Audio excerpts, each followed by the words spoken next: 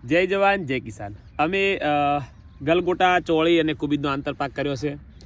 દરેક ખેડૂતોને વિનંતી કરું છું કે જે ખેતીના ભાવ ના હોય એની ખેતી બીજા વરે કરવાનું રાખો, તો જ તમને ભાવ મળશે। આપણે બધાએ ખેતીમાં એકબીજાની દેખાદેખી કરી જે ભાવવાળી ખેતી કરીએ છીએ, જેથી કરીને બીજી વખતે બધાને ભાવ નથી આવતા।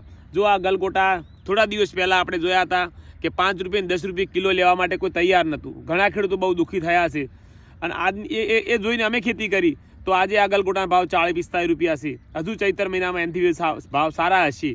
તો આ રીતે ખેતી કરવાની કે જેના ભાવ ના હોય એની ખેતી કરવાની, લોકો જે ઓછું વાવતા હોય એની ખેતી કરવાની, એકબીજાની દેખાદેખી બંધ કરી અને તમે ખેતી કરશો તો તમે 25 રૂપિયા કમાશો। અને બે હાથ જોડીને દરેકને વિનંતી કરું છું કે જો તમારે ખેતીમાં સફળ થવું હોય તો મલ્ચિંગ અને ટપકનો ફરજિયાત ઉપયોગ કરવો પડશે, તો જ તમારી ખેતીમાં 25 રૂપિયા દેખાશે। ભલે એક વાત ગમે તે કરી અને 1 વીઘાની શરૂઆત કરો સાહેબ।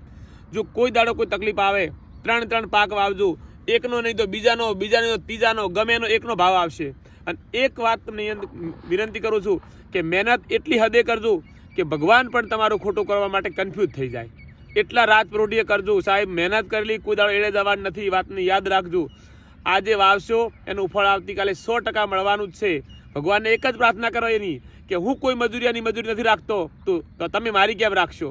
અને નહીં રાખે એ હું તમને ચેલેન્જ સાથે વિશ્વાસ આપું છું। જય જવાન જય કિસાન।